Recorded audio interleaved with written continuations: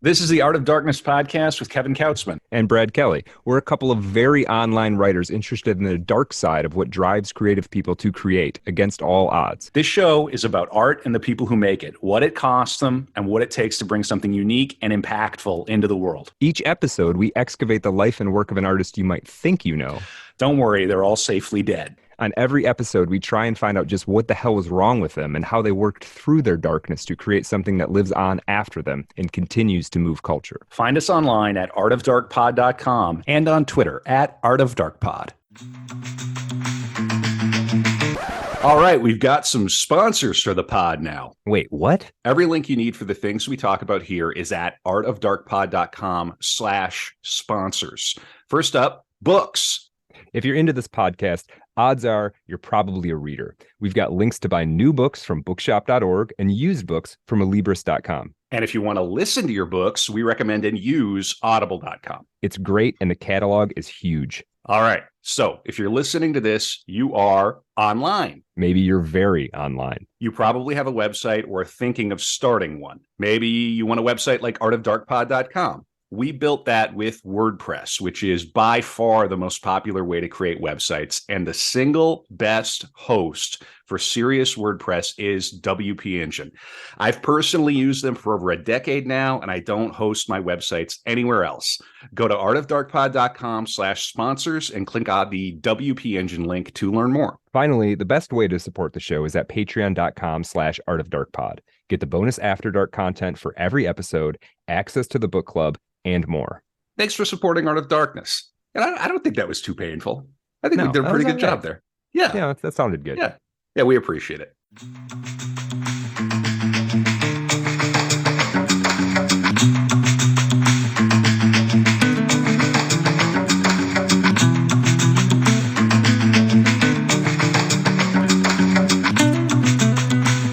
Hey there, welcome back into the dark room. These are, for people who don't know, these are episodes where we dive back into a subject that we've already talked about. I am one of the hosts of the show. I'm Brad Kelly at Brad Kelly. This is my co-host, Kevin Kautzman at Kautzmania. Kevin, how are you doing? I haven't seen you in forever. Never better. We just did our Patreon only recap of season 3. So we just walked through the entirety of the year that wasn't 2023 for Patreon, Brad and I. And I know we're getting ready for season 4. I mean, we're kind of already in it. This kicks off season 4, doesn't it? Basically, yeah. Let's go. And you're preparing the Burroughs Redux. Yes, so we're gonna do another Burroughs episode. It's gonna be 3, 4, 5 hours. I'm hopefully not going over that, but we're gonna do the full dive. It's so funny too because the first episode we ever did was Burroughs, and then I'm reading this biography and I'm like, I didn't know anything about this guy. Like, how did I even do that?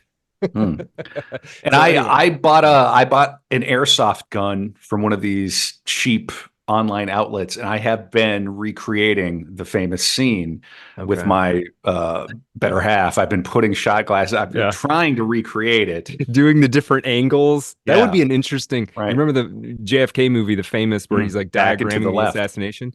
You did that, but in the Burroughs killing his wife scene, right, where they're like trying to get him off or whatever. Sure. Yeah, I don't have enough Spanish to make that work. This is a darkroom episode. Who do we have, Brad? I'm excited. This is so good. we have the great Glen Rockney from the Rare Candy podcast. Glenn, thank you so much for joining us. This is a real treat.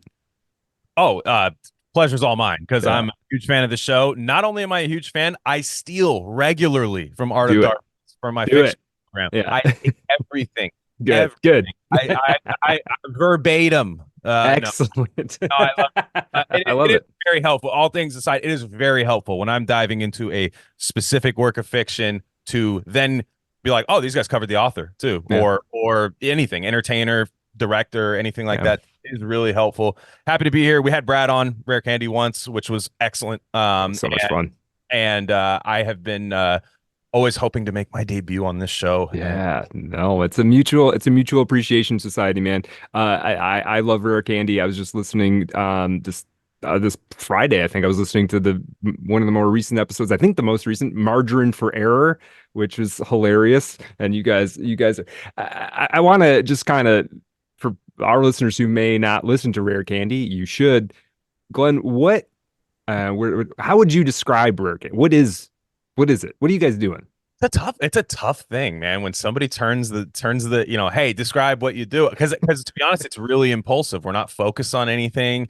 It's a podcast with my closest friend since 7th or 8th grade or something like that. That's cool. Sai, who is just like this kind of like sentient, like he's like this sentient aura of something. Like I don't know what he is. He's always been this like drifter guy to me that's just came into like my life in like 7th grade, and I was just like, who the hell are you? And we've been friends ever since, like close friends, best man at my wedding and everything. And we just, Awesome.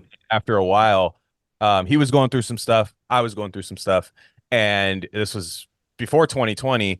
And we were like, hey, these conversations are really funny. What if we just recorded them? Which I think is what a lot of people do Mhm. a lot when they start a show. And we were talking to nobody. It was very Rupert Pupkin, for a while. Like it was just total delusions, but it was so fun. And then after a while, certain events happen in 2020, certain events that, and I'm careful when I'm on other people's shows, but the certain events happened in 2020 that changed the world, and we covered that very extensively. But since then, it's been much more of a men's health culture and lifestyle podcast, is what I would. Right. It's a fiction element. Yeah. You guys are doing. You've got your Gain of Fiction, which is essentially. Let's just tell people what Gain of Fiction is.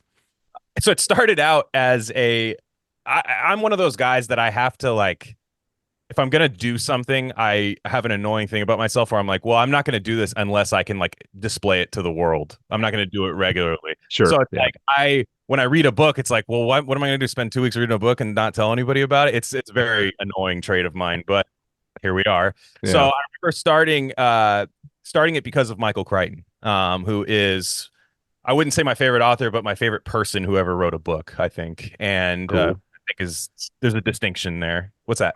A real Harvard alum, Crichton. Yeah, that's Mhm. true. He A didn't real go to one. the extension school. Yeah. So real that he thinks it was garbage and lame and fake. So that's when you know you're a real Harvard alum.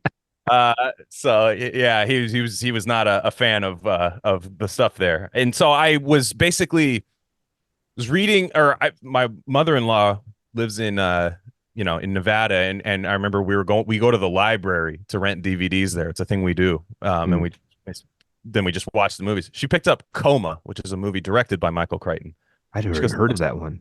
Amazing movie. Highly recommended. Like really good. Michael Douglas, Genevieve Bujold, a lot of like Tom Selleck has a cameo. It's very strange, but it's all of a sudden I looked at it and we watched it and I said, it was about hospitals and their little tricky games that they do for money.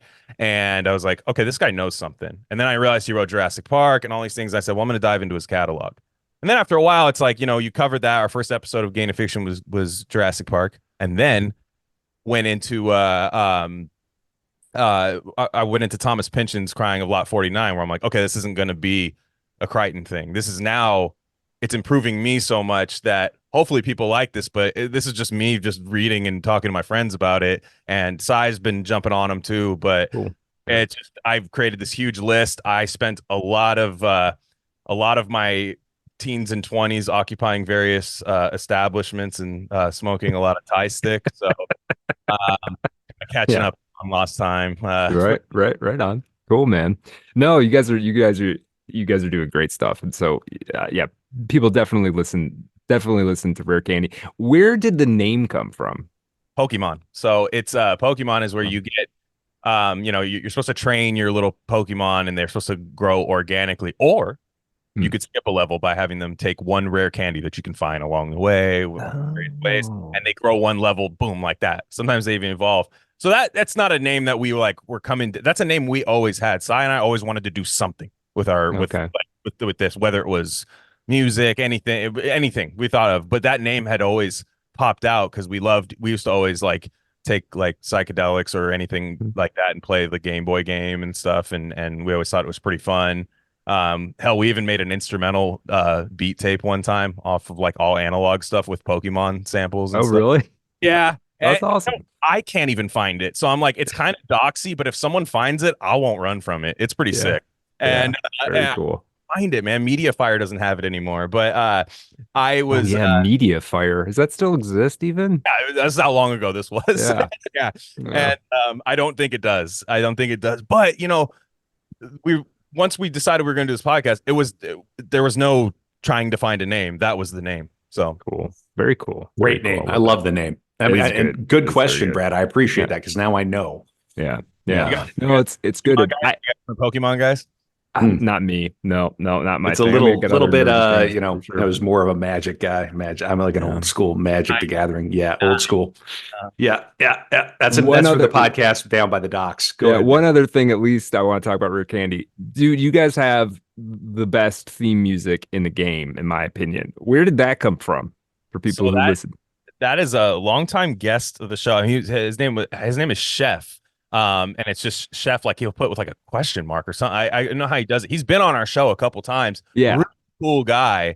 And all of a sudden, one time we didn't have a theme song, and he just tweeted and he was like, I think Rare Candy needs a theme song. I was like, yeah, no, I agree. Within I swear it was like 2 hours. He's like, what's your email? And I was like, really? And he sends it to me, and I'm thinking like, God, I hope I like this, you know, Right? Because then you don't want to have to tell him no. We put the work in. Or if it never shows up, the guy listens and like, is there? I was like, dude, are you kidding? And yeah, it's so good. We're like really blessed with people to help us with stuff. Yeah.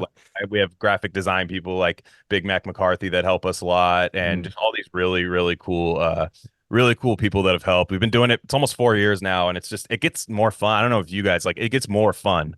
You know, like that's how you know you got to keep going, regardless of like numbers here, numbers there. That's all going to fluctuate. But is it still fun? And the answer is yes. Yeah, for sure. No, absolutely. Cosign.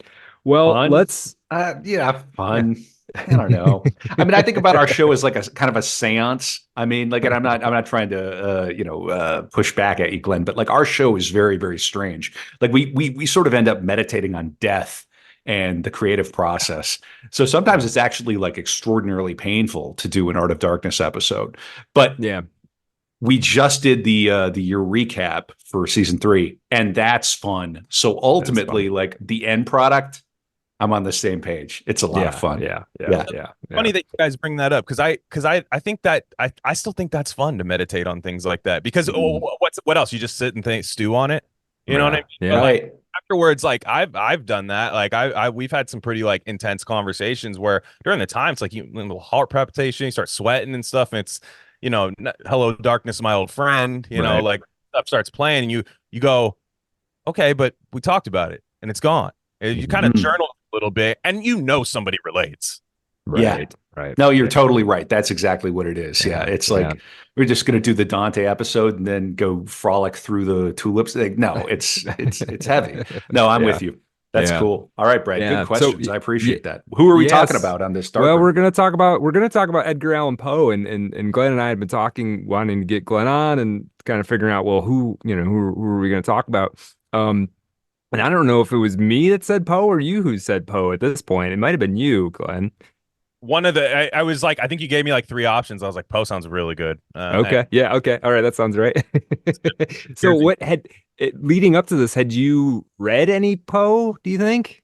Pretty funny origin story with that. It involves a Nintendo product again, which people will be like, how does Poe get into Nintendo? Well, Mario 64 was a huge game for me growing up. And there's a level called the Pit and the Pendulum. And holy shit! I'm sorry. No, I'm just posting the cat with the Vietnam helicopters GIF, dude. That oh my god! N64 was huge, man. That and Bond. I mean, obviously. Go on. GoldenEye was for your friends. Mario 64 was like Spurg time. You and yes, yeah. And the Pit and the Pendulum. It's not a very like Poe level. It's just you're inside of a clock and you have to like beat a time guy or something. But I remember my mom kind of liked games too, so she would like watch and see what I was like, making sure I wasn't entering bad names on my username. Sure.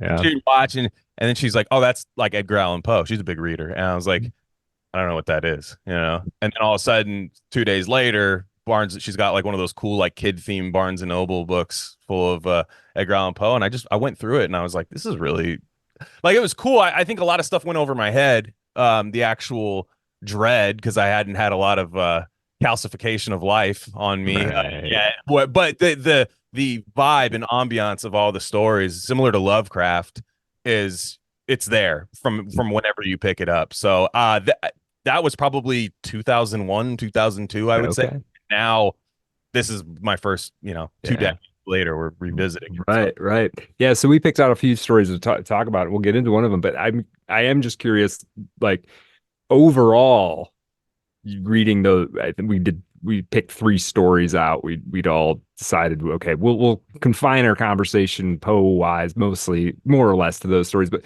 what was your going back into those, reading those? What was your impression of that? Like, how did that feel reading that stuff? more dread than terror, because I think Yeah. dread is what brings me back to horror nowadays. Is Mhm. dread. I think it's tough to scare people nowadays, but it's really Yeah. easy to make them feel dread. And Mm. I just, for me at least, I'm a anxious, high wired person, Yeah. and stuff like I just, right before this, I listened to Christopher Lee's Telltale Heart, and I was like, man, wow, Good. like Yeah. that story just got a whole different meaning to me.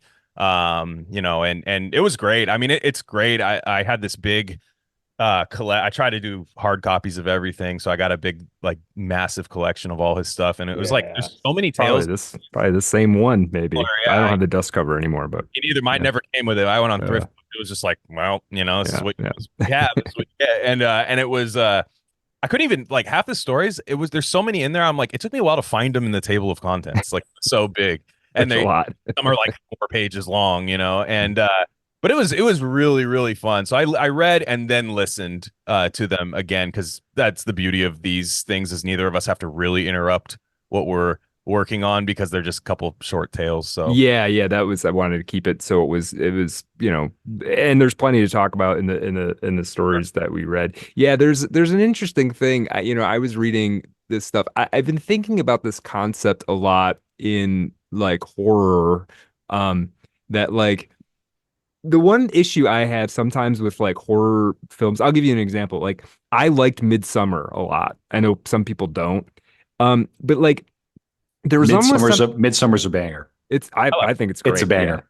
Yeah. Yeah. But Yeah. the one thing that was sort of a wrinkle, and this isn't even me suggesting a change, but that's the film that prompted me thinking about this is like, why in the horror movies is the threat always that you're going to be killed? Like, couldn't there be something worse than being killed? Do you know what I mean? Like, isn't there something like fate's worse than death kind of This thing, is right? this is the most Irish thing you've ever said. Fair enough. Irishman. I hear you. Yeah, Yeah, yeah. yeah. But there's just like it's always like it almost felt like too easy. Like, oh, okay, well, they're gonna die. Like, that's the easy way out, man. What if you have to like live Don't with threaten this? with a good time. All right. Don't threaten Right. killing me. Sorry, this is thank you, Joe Biden. This is Joe Biden's economy here. We got Brad. Go on, Brad. Yeah. No, it's just it's just sort of interesting on that note. And I got thinking about that. Well, let's maybe that will resurface, maybe it won't. Let's like, well, first let me First, I will say what we're going to talk about in the Patreon exclusive After Dark portion of the show, patreon.com/AfterDarkPod, where we will, we have bonus content for our beloved Patreon supporters. We save a little tidbit for you guys. We're going to talk about Franz, is it Franz or Fritz? Franz Mesmer, the man from whom we get the word mesmerize. He was a primarily 18th century German physician who believed he could cure all kinds of ailments using animal magnetism. So we're going to talk about that. And Poe, Mesmer comes up in a number of Poe short stories, including one of the ones that we read, A Tale of the Ragged Mountains. Mhm. Um, this one is I don't think people who have a cursory knowledge of Poe and they know Pit and the Pendulum, they know Telltale Heart, maybe they know the Cask of Amontillado, they know I know I'm not saying that right. They know Mask of the Red Usher. Death, Fall of the House of Usher. Tale of the Ragged Mountains kind of comes out of left field relative to all of those. It's very, very different from those other ones. And I think that's part of why I like it. But yeah, I don't know. Like, what were your impressions of that, Glenn? I loved it. I was one of those people. I'm like, I don't even know what that is, Brad. But I was, and then that was the one that took me forever. I'm like, is this even in it has to be in this collection. It's like 1,000 pages. Like, it has to be in Right. there. I look, I'm like, well, there it is. And I started reading it, and immediately you start to, I know it's before him, you just go Lovecraft immediately. You start reading it, you're like Lovecraft, like right then and there. It was just like, I mean, Mountains of Madness too, just the title itself. It's more of a fantasy thing, I would say, for that's probably why it gets lost in the mix a little bit amongst Poe, because you don't have like goth girls probably reading that on YouTube or something. Right. I don't think that's the story that goes there. They're more than welcome to do it. I recommend it actually. But I loved it. I mean, I love the whole I am definitely of the Judeo-Christian kind of quasi in between realms of that belief, but I've always been fascinated with reincarnation.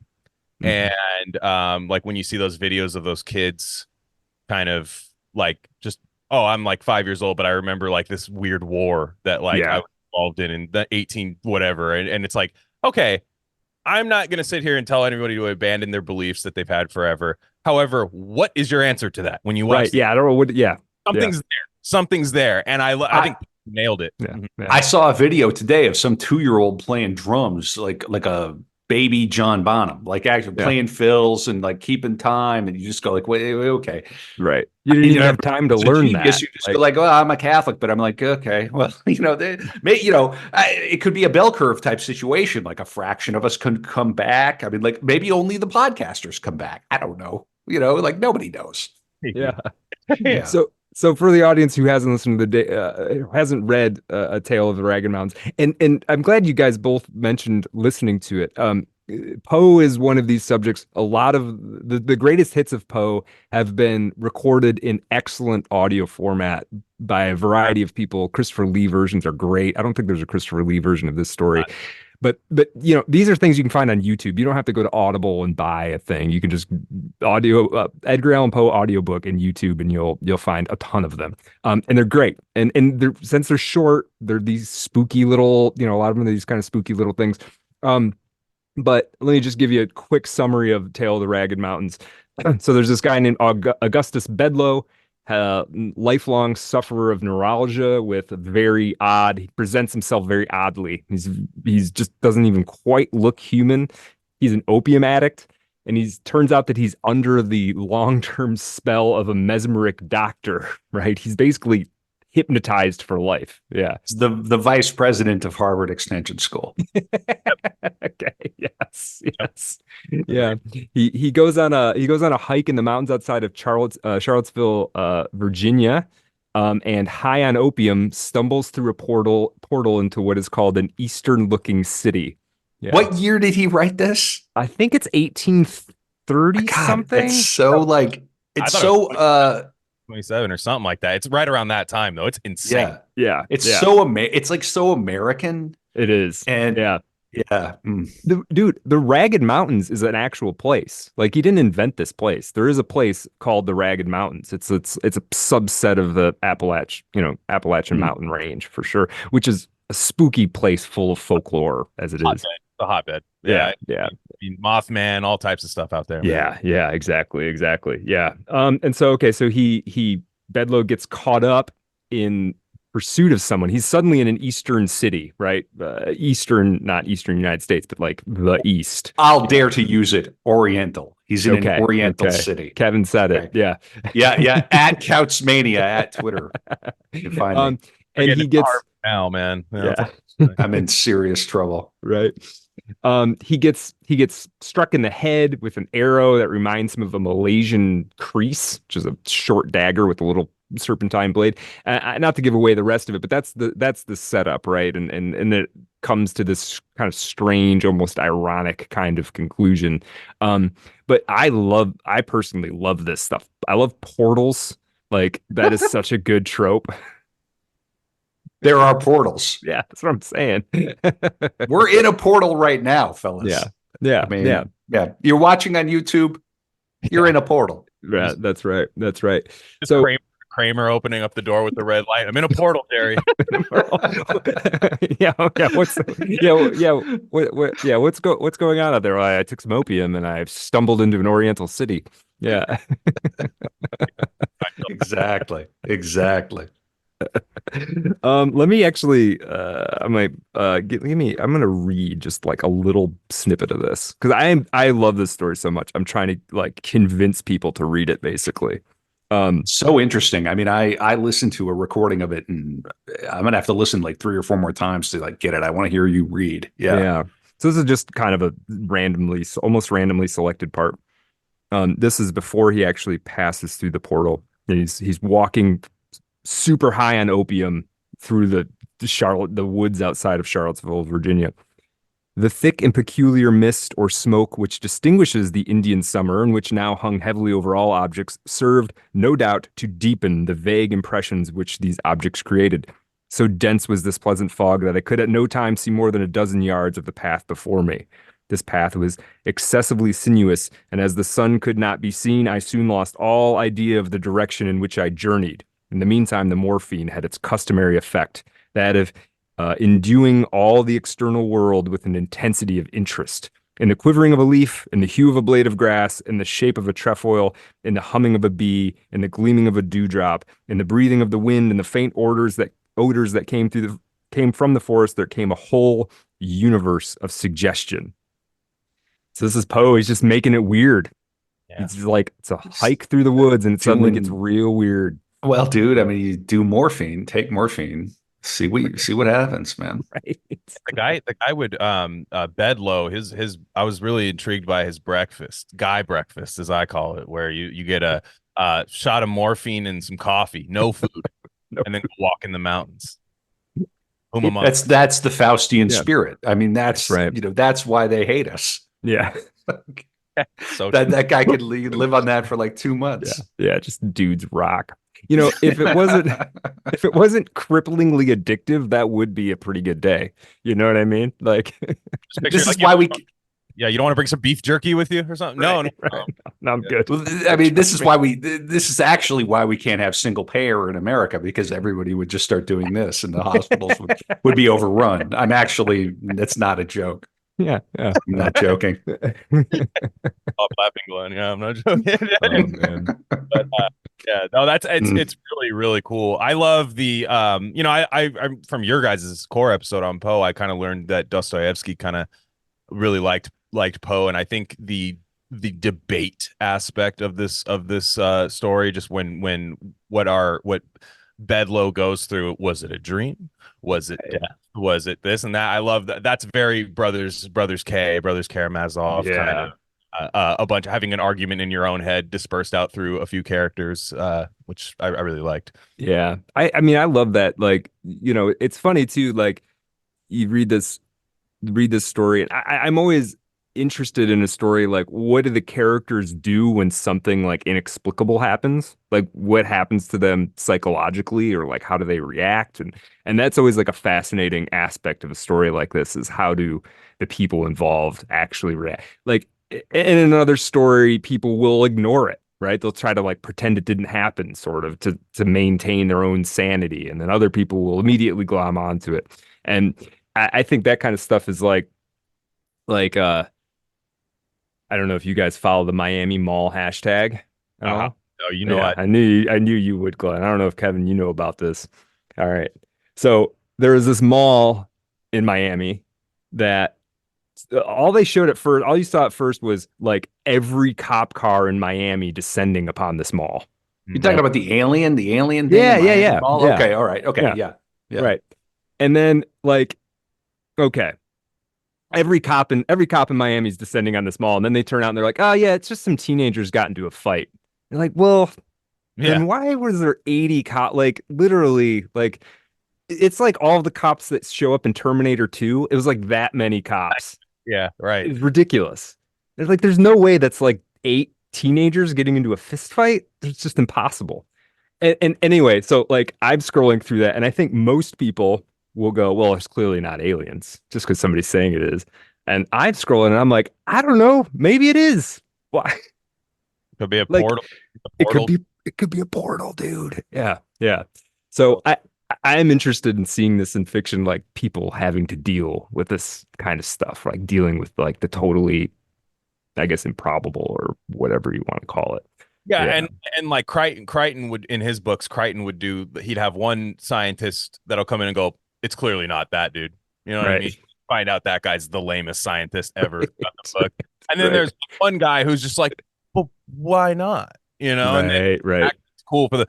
But I'm always leery of people. I talk about this a lot with like a few of our friends of the show and stuff. But it's like, why can't you let me have fun for like 5 minutes? Right. What is the harm of me just, I'm not saying send all these police at the UFOs and like start a UFO war. I'm like, can I just live in like that reality for a second? Yeah. Debunked by Reddit later or something. I don't know. Fine. Let me cook. Yeah. What is the harm of me believing that there were 10-foot aliens in the Miami Mall? Really? Yeah. It doesn't hurt anybody. Well, and then, what I end up doing, not to jump in, like, piggyback on this too much, but it's like what I end up doing is going, what does it mean that we want to believe that there are 10 feet? Then there's that like media studies level that you zoom out. And I indulge in what Glenn's describing. Like, I believe, man, like, WTC 7 won't go away. I believe, but then there's also like, I have I guess the ability to zoom out and go, why do I believe? Why do we believe? And that's where the sweet spot is for me. Yeah, no, there's definitely an anthropological interest above all, right? Of just like, well, yeah, why? Okay, so why is it that humans are believing all this? We all have. You all grew up in a certain period. I mean, I don't know, Glenn, where you grew up, and you grew up in the 80s and the 90s. You used to have campfire stories. I remember those. Remember campfire stories? Yeah, that's all these new things are. But they're just at a scale that those previous stories, never could have achieved. Yeah, for sure.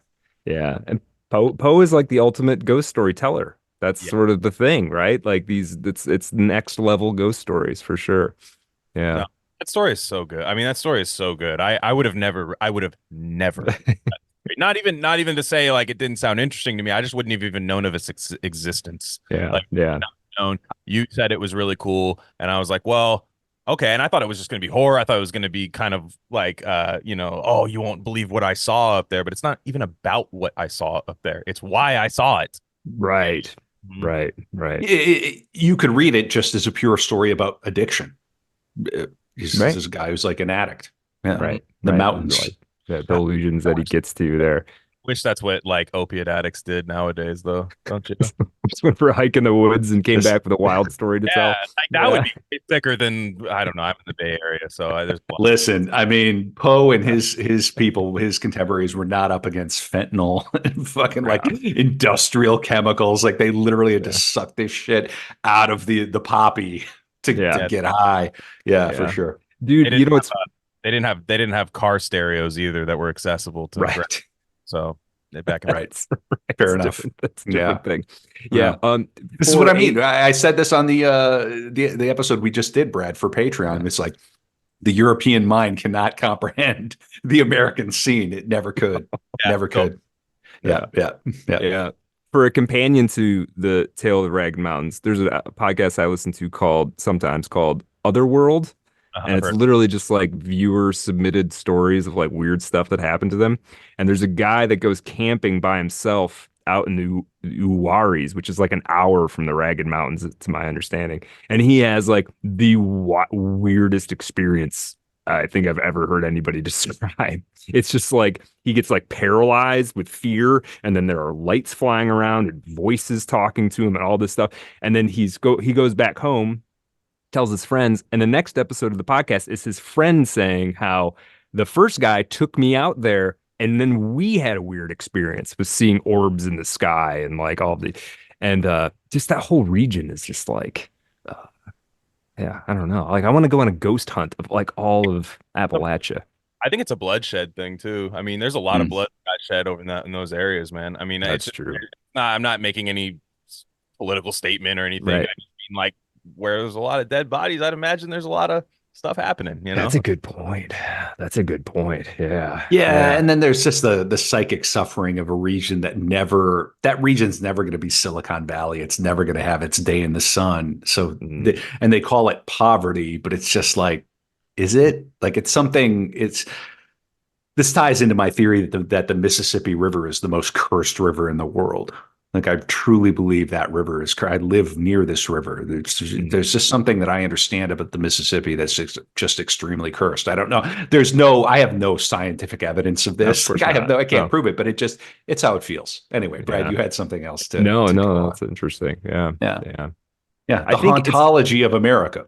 Yeah, I think it's interesting. I think you know what I think happens, and maybe I'm just like glommed onto Appalachia. It seems interesting. I've spent a lot of time down there in North Carolina specifically, and like I think any if you look closely with the right kind of eyes at wherever you live right now, there's some weird stuff that has happened there beneath the Here where sea. I live. Anywhere, yeah, Oh yeah, anywhere. of course. You where Oh you yeah. are, Glenn, where you're at, like any place, and it's just yeah. I'm sure Bay Area, and I don't even know. I don't have a case, but I'm sure some weird shit has happened there. I think we industrialized to a point to scare away things like that. Because I think like if you were like an extraterrestrial, would you go somewhere where there was lights everywhere? I wouldn't. Right. And I think when you go to the outskirts, like some of the Hitchcockian like vertigo spots, like you know, you're like, Mm. oh, this is kind of trippy. And my co-host Cy lives in Portland. He's from where I'm from, but he lives in Portland, and his mom lives in Eastern Oregon. Dude, every week she sends him like, you know what these lights are? Oh You my know, in the God. sky, like no, and they're trippy. Like I look, Yeah. I'm not an aviation guy. It could be anything. It could be a lot Right. of military testing. It could be a lot of things. But I'm like, I guess it's way more fun for me to be like, hey, maybe you're getting visitors. Like that's Right. That's an interesting thing about like us lighting up cities. Because you always wonder, you fly over like a city, you're like, why do you need this many lights? But in yeah. reality, like I'm sure the city could function without every square inch being lit. And it's like, well, we're probably kind of scared of some shit. Yeah. No, because people lose their minds because what Mm. you're preventing against is like people are on drugs. Mhm. It's the horseshoe, it's the bell curve. So Mm. there's a fraction of people who are on drugs who at like a certain point in the middle of the night, if they come across somebody in the dark, there's a stabbing that's going to happen. There's going to Right. be somebody's going to Right. pull out a knife and they're going to freak out. Right. Right. There's enough, I mean, like in terms of percentage of people that like at 2 a.m. In Cincinnati, Yeah. if you don't have those lights up, yeah, there's going to be a Yeah. problem. And then Yeah. also, like, never mind, like the cops show up on the scene, they can't see. Right. Yeah, yeah, Right. yeah, yeah, yeah. Right. No, the light, let there be light, man. Yeah. Like Well, it's a problem. this this leads me to a question that Kevin and I kind of batted around when we did our core episode on Poe, but Glenn, I'm curious your opinion. And it kind of ties into another story we talked about reading was A Telltale Heart. And A Telltale Heart is sort of classic Poe. Yeah. It's not true crime because it didn't actually happen, but it does lead me to wonder. And like I said, Kevin and I kind of batted this around. I'm curious your opinion. What is the appeal? Why do people read true crime and listen to why is the number one podcast or the top three of the top five podcasts true crime podcasts? What is the fascination with murder? Oh man, I love fake crime. First of all, more than true crime. I Sure. personally, no, I like Yeah, I've never been the true crime guy. My me dad neither. obsessed. I tried to get him to read James Elroy's The Black Dahlia, masterpiece. Mhm. He's read every other Black Dahlia book except that because he wants like the real Elizabeth Short murder thing. I'm like, all right, man, like Yeah. sure. And I don't know. It's like it's so depressing, but I think people like being depressed. I Mm. think finding something worse than your mundane life. Not to sound like Tyler or what was it, Fight Club? I don't Mhm. want to sound too Fight Clubby, but when you find something, when you are like, oh wow, at least that didn't happen to me, or something. I Mhm. think there's a lot of people that cling to those things, and also like they love reality TV. So I think there's a reality TV element to it to where Mhm. it's like we're kind of like in this like true postmodern society where nothing can be new anymore. So we might as Mhm. well just have it be real, like just have Mm. quote unquote real. Yeah. I'll follow on that and say that a lot of the consumers of true crime are women, very famously, Yeah. and so and everybody's raised now in public schools. Everybody's institutionalized from the age of 4 or 5 until the age of 20, 21, 23, 28. If they're the Harvard Extension School professor, 35, right? They want they want entertainment and they want titillation in a Victorian sense almost, but they want to feel like they're learning. So they're learning history That's and they're almost learning like survival tactics. Like, oh, that could never happen to me is what they think. And so there's a lot of like weird class stuff involved. And it's like sort of, what our friend Glenn just said. It's like, at least it's not me. I mean, Tool, I talk about Tool, the band. Tool Vicarious, that song nails it. Much better you than I. You're watching a victim. There's something very, it's a carny kind of quality. It's a carnival quality, Right. but NPR can get behind it. So the libs can kind of get behind it. Because it's a fact. Because it's a fact. Because it's serious journalism, but it's literally the NPR equivalent of like the Nickelodeon Carnival. Right. Bodice ripper. I think about this a lot. Yeah. Yeah. The new age kind of like watching the execution happen kind of thing. Yes. Where I think that's what you were getting at. Cause like, I just watched Braveheart like not long ago. I'm like, damn, everybody showed up to watch William Wallace get like rated. Yeah, that was an event. You wouldn't miss that. Be like the OJ trial of the time. True. Yeah, you'd bring your kids. Yeah, where nothing changes, as we say on the pod. And I think probably a lot of people in the crowd at that execution are like going in their head. They're maybe some of those people are justifying it by saying, "Well, I'm actually going to see the kinds of people who would go to see this." Without totally accepting the fact that they are also the kind of person who would go to see this, right? It's like, yeah. And then there's this weird dynamic too, where the libs will try to like convince themselves that like the journalism is going to change the outcome, and that by the way, that's what they mean by democracy. That's their democracy, but like that happens 5 times out of 100,000. It's just marginal cases to basically palliate the death drive of the petit bourgeois. I mean, that's all it is. Yeah. Dang. All right. No, I'm glad we're going hard. All right. I like this. It's good. I like this. Good. And the telltale heart, though. You're talking about the telltale heart. No, I think there's something to. When I was listening to it, and I knew that story really well. I mean, it's referenced everywhere, and I knew it well. But this time going through it, I was just thinking, like, I can't even imagine ever getting away with a murder. You know what I mean? Or getting away with anything. Like, we have so much surveillance now that it's like surveillance and fear is supposed to kind of like replace guilt. I feel like a lot of times, because like guilt, I swear to God, like if you killed your tenement neighbor guy or something, like, that guy, it's a wrap. Like, that's on the Ring doorbell cam. You're done. Like, you don't even have a chance to be like, what did I just do? Right. Like, you're done. It's very dystopian. And so just the idea that like back then, it's like, the guy got away with it. Like, he was not going to be caught. There's no blood stains. There's no nothing.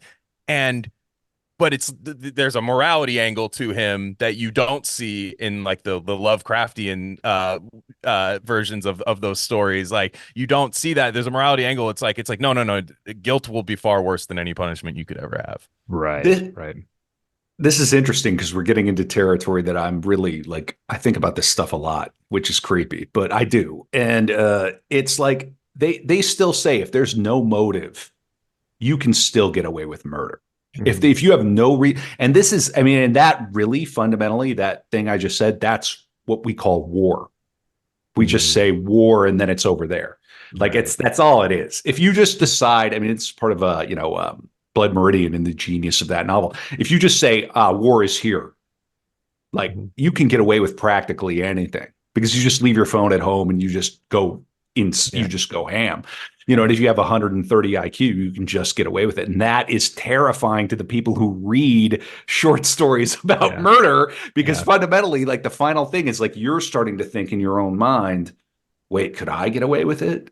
Would I get away with it? That's the real terror is like, well, anyway, go on, Brett. Well, yeah, then if I could get away with it, does that, if I convince myself I could get away with it, would then I have taken off some restraint that is normally in place, and am I now going to do it? Like, there's a little bit of like standing next to the cliff. There's that guy. I'm You're afraid right. I'm going to jump for some reason. Right. Well, and then you start, obviously we're going to sound a little sociopathic here, but I mean, we're talking about Poe's stories. And then it's like, well, what about my neighbors? And then you start to go, oh God. Right. Get away. No, I'll tell you, I had like a story. I had like a brief fantasy once, and Kevin, you might even know about this, where I was home for the holidays, and it turned out that like a guy in another neighborhood had he'd scammed a bunch of elderly people in his neighborhood for like to the tunes of hundreds of thousands, like stole their life savings.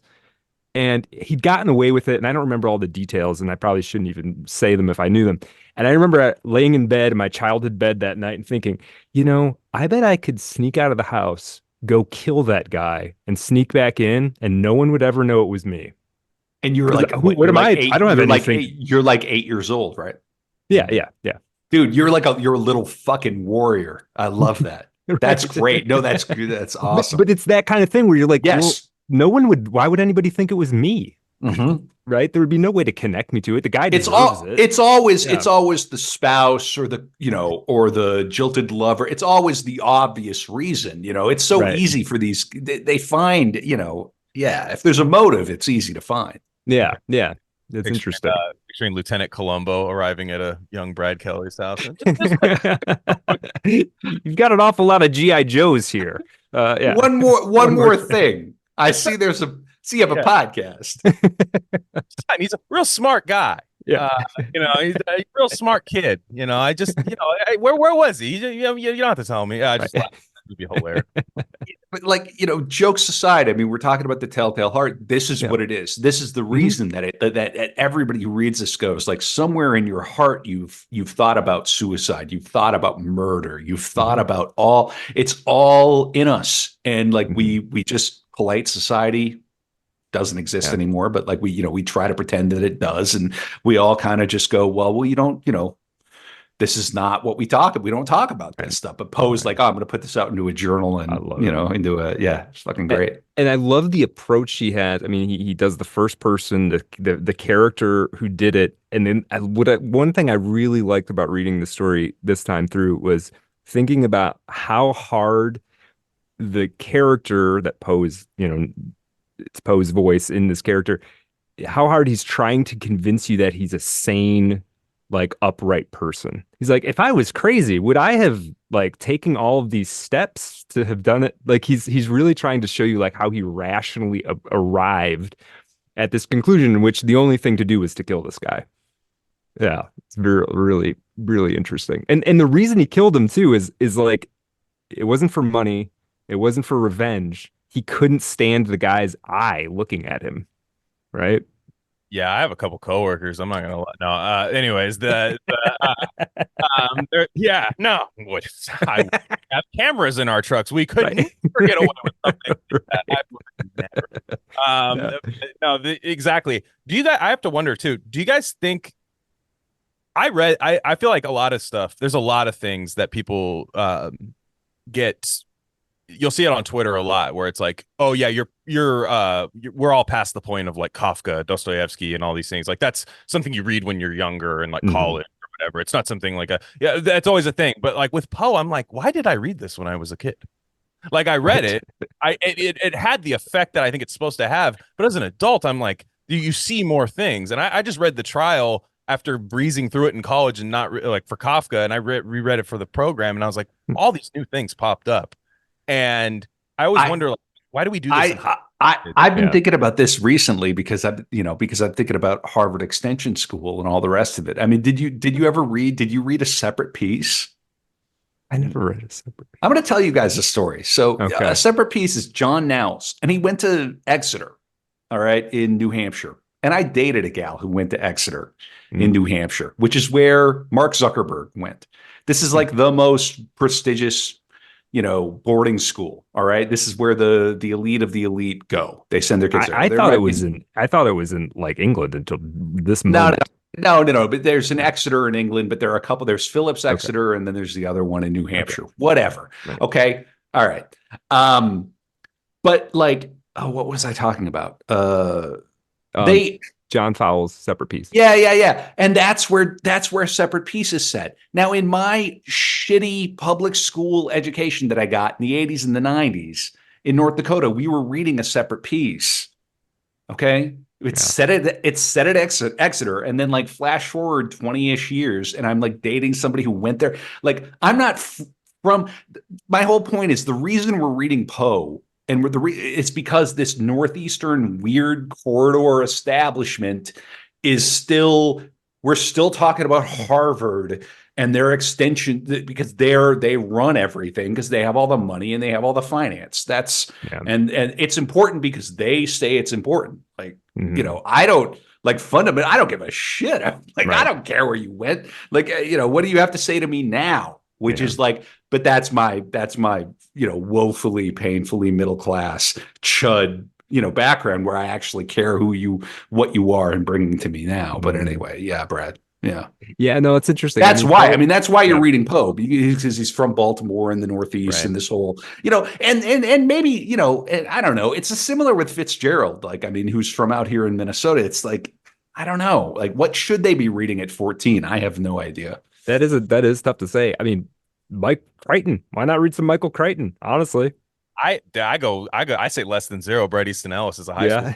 Damn. Is there anything want to do drugs less than zero? If you've ever. That's a good point. That's a good point. Yeah. It's a scene that is a little rough in there.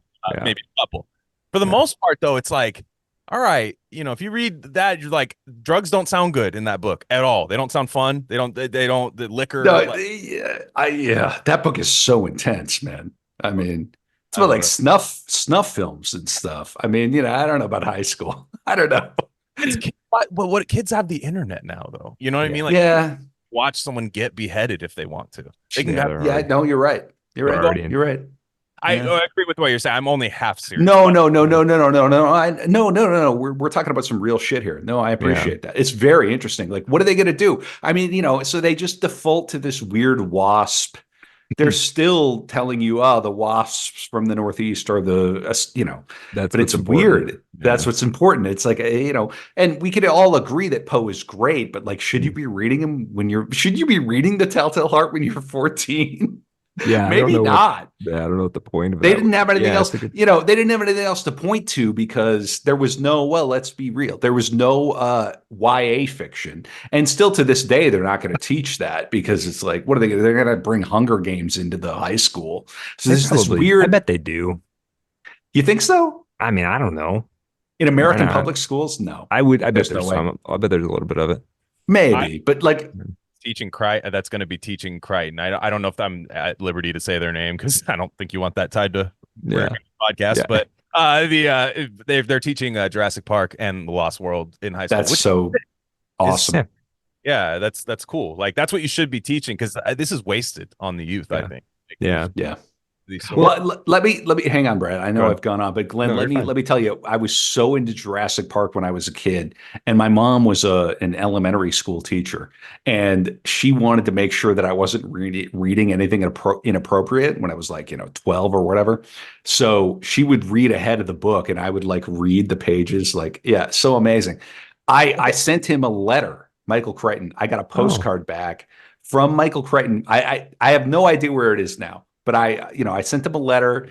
I got a postcard back with a signed postcard, the whole thing. So I'm a big Crichton. Was there a picture of him all 6'7", just man mountain Michael Crichton? It just literally just like Harvard Extension School right there. No, there wasn't. It was just a postcard. It was during the Jurassic Park hysteria, but no, he was one of the authors that I really first like obsessed over. I did like when I was like 12 or 13. It's crazy. Dude, Jurassic Park, it's such a great read, dude. Andromeda Strain. What else? Congo. Sphere. Yeah. One for me personally, like for him. Yeah. He's a great writer. Eaters of the Dead. Of the Dead. So many good ones. I mean, even his later stuff, not to turn this into Crichton cast, I can be known to do from time to time, but the Prey, his 2002 novel, Prey is excellent. There's so many. I mean, he was on his way to writing way more good stuff too. State of Fear is, and then they killed him. Yeah. I have my thoughts. Well, he was a young man. Or episode. You have to call me if that's the case. Okay. We'll think about this. Yeah, duly noted. I don't think he has any darkness though. That's the thing. Like, I don't. No, of course he does. Everybody does. He's the doctor. Come on. Yeah. He's a 6'7" handsome genius doctor. I mean, there's something. I know. So yeah, you guys gotta call me when that happens. I've done anyway, so I won't have to do that much more prepping for it. Deal. Well, let's talk about the third story we said we would talk about a little bit, and we're getting close to the end of our hour here, the free hour. was The Fall of the House of Usher. Um, Interestingly, there's a new, what is it, Netflix series that's like, I don't even know what they're doing with how, have you seen any of that, Glenn?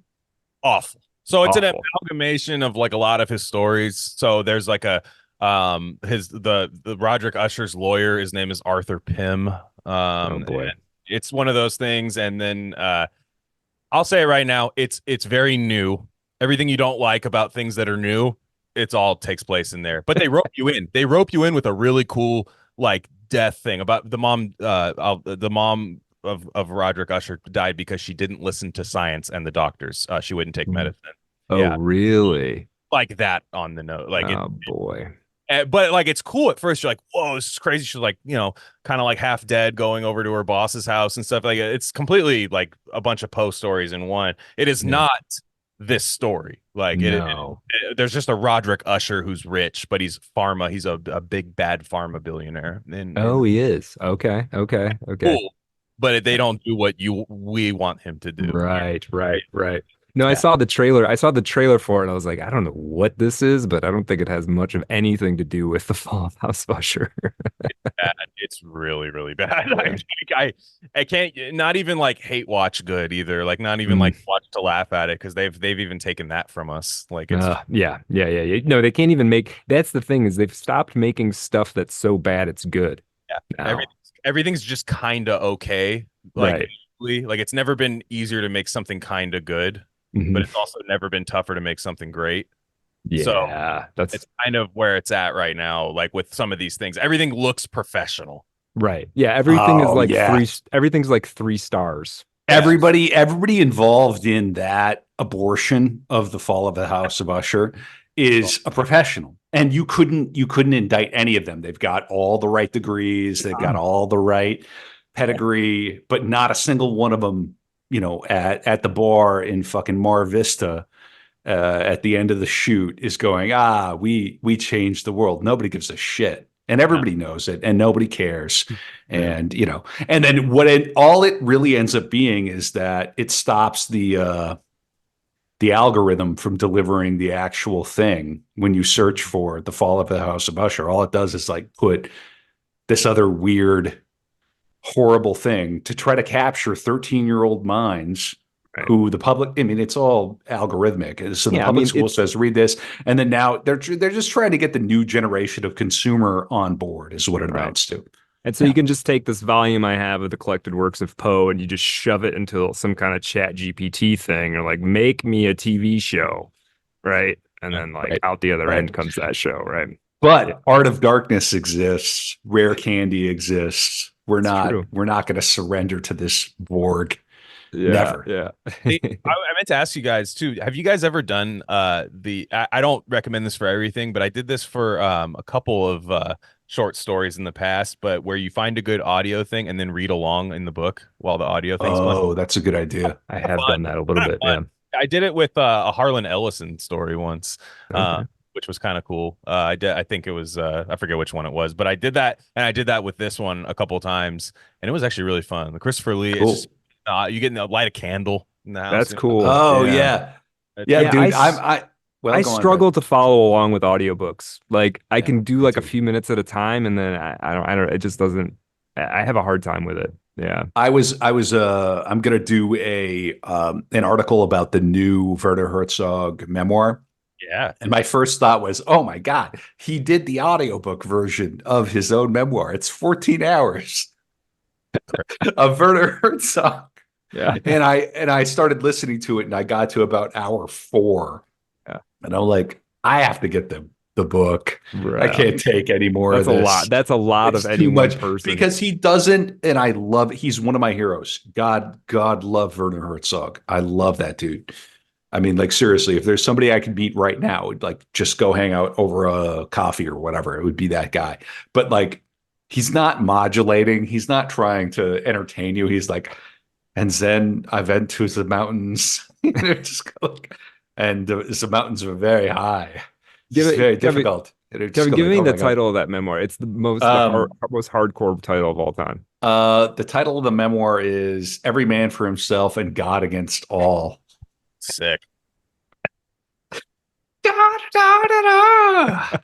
So metal, dude. He's my Uh, hero. Anyway, yeah. So, I guess House of Usher. I mean, what, Glenn? Any thoughts about the story? Not the Netflix No. abomination, but any thoughts about the actual story? Yeah, it's an interesting one. I do say I think Poe works best in the shorter amount of time you give him to tell a story because some of the I'm not much for this happens in a lot of old novels and short stories too where like I'm like I don't even know what architecture is. I have a one bedroom apartment. I don't know anything of you're telling me. I don't know what there's there's a lot going on there. However, the I do love the opening scene of just the guy riding in on his horse and just being like, ugh, It's that the house best part.